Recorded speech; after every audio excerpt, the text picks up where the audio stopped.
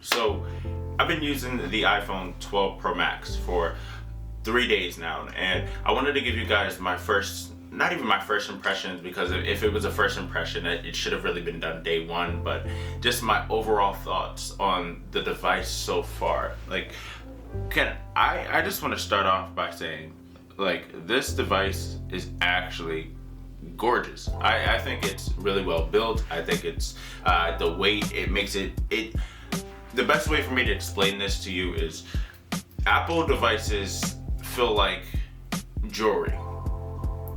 And I'm gonna let that sit for a second. They feel like jewelry. You can pick up any other smartphone and you know, sometimes they're weighted or sometimes they're nicely designed, or like Samsung's own Galaxy smartphones. Those feel amazing in the hand. The curves, everything, the way the screen just kind of curves over slightly, and they're even turning that down with their S21 Ultra series. But there's something about the flat, boxy design on the 12 Pro Max that really just gets me.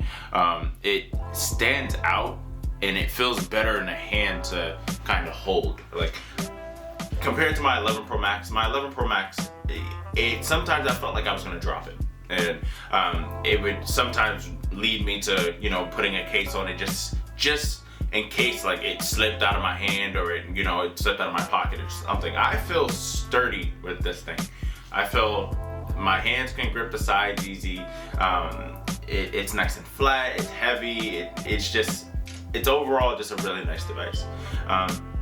I did go out shooting to test out the cameras because there's a few things that have really changed between last year's 11 Pro Max and this year's 12 Pro Max. Mainly the bigger things, the biggest two things are the sensors are bigger, as you can tell by the bigger lenses compared to last year's model to this year's. Actually, let's take that back. From the 2019 iPhone 11 to the 2020 iPhone 12. The sensors are bigger, etc., etc. Dolby Vision recording, HDR, and the new sensor shift image stabilization, which for those of you that don't really know, with what sensor shift image stabilization is basically, in the past, all the other smartphones, they basically utilized two different types of image stabilization. You had your optical, which stands for optical image stabilization. That's when the lens itself physically moves to compensate for any movements of your hand, or if you're in a moving vehicle or something like that and things get a little bumpy, the lens will move to make sure your image still looks smooth and it's not juddery.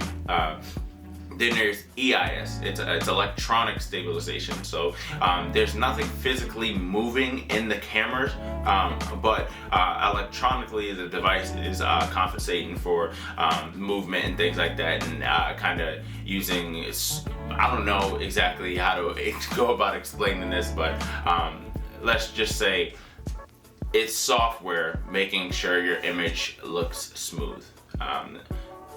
This is different. So sensor shift, the physical lens on the iPhone 12 Pro Max, I should tell you, Pro Max, does not move. What it is the actual sensor that's responsible for, capturing your image and stuff like that. That is actually moving beneath the camera. So it's supposed to give you way better image stabilization, and let me tell you, oh my God, it is amazing. I may or may not put a clip here just in case, but if I do, you're gonna see how insane that the image stabilization is. It literally looks like the entire time I was blown away as I'm walking full speed over snow like this. And we all know, if you're walking over snow, for those of you that live in snowy climates, it can be a little rough. You're slipping, you're sliding, there's bigger chunks that your feet have to go over, so your phone is sometimes like this. It doesn't look like I was even moving. So that's some insane image stabilization right there. Also Dolby Vision recording and HDR, which I do have to get used to editing, so it may be a while before you actually see the videos that I was taking off of this, because I've never edited in an HDR workflow. So it's going to be a little bit of a challenge for me to learn exactly how I want to go about editing and what I want my colors and things to look like. So just bear with me, but eventually you will see videos that were shot off of this. Also, one point I also want to add in, when Apple announced the iPhone 12, they announced Magsafe along with it, and it's basically like this hockey puck looking charger that just magnetically attaches right to the back of your iPhone. I thought it was the dumbest thing ever. I didn't understand it. I was like, why can't you just, it's the same thing as wireless charging. I already have a wireless charger, yada yada yada. It just doesn't make sense. So I picked one up. I picked up a Magsafe charger, and hold on.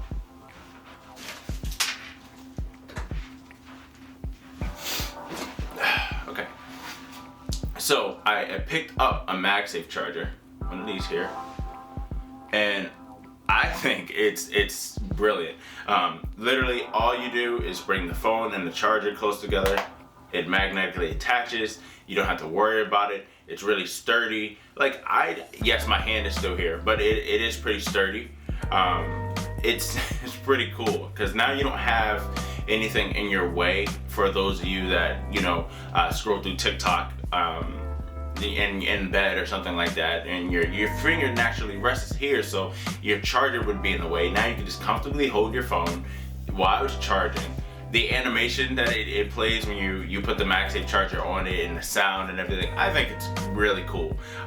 So I'm definitely gonna get a few more of these. They are a little pricey at $40, but it's Apple, what you're kind of expecting. The one thing I am worried about is I can already see a ring where the Magsafe charger kind of sat. That's not a scratch, that's a scuff. Yeah, oh, there it is. There it is. That's perfect. Do you see that around the Apple logo? Let me just... That. Around the Apple logo. That is what I'm a little worried about.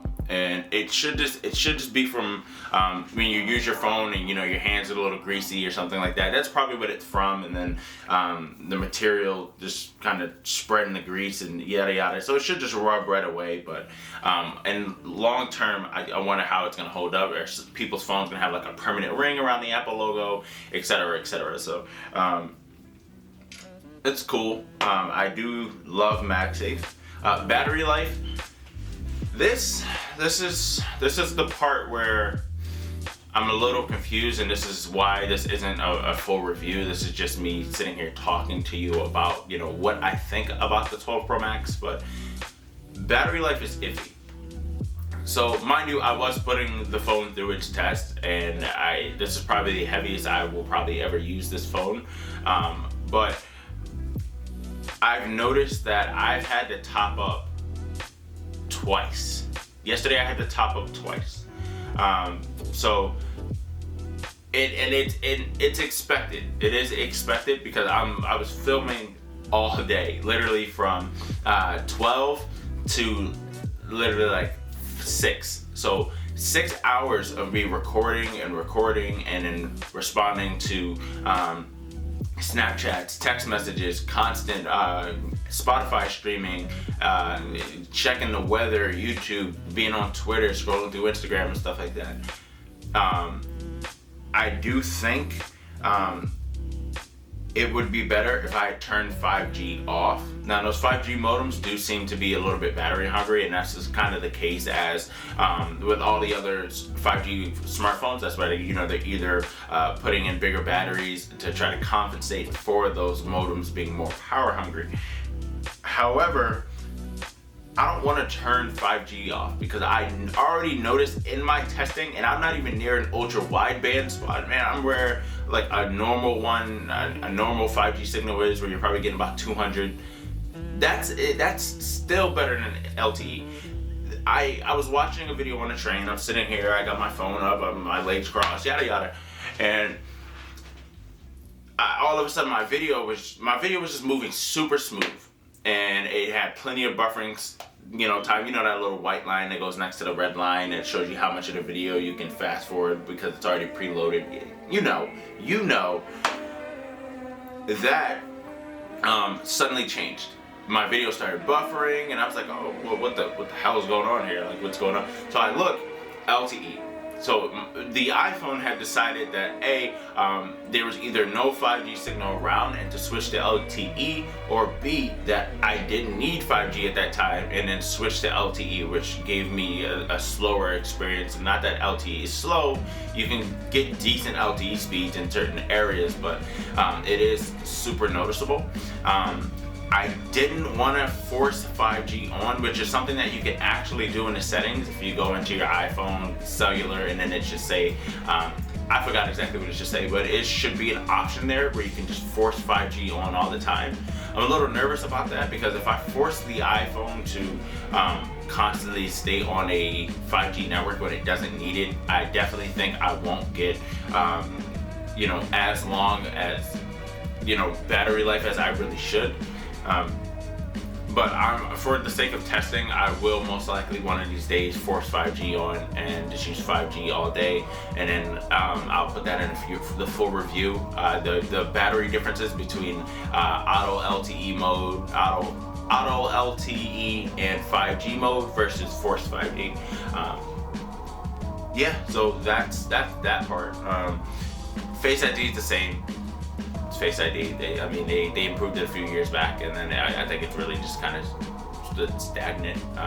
It's already pretty quick. I don't really have any complaints. Surprisingly, I haven't made a phone call yet. Isn't that odd?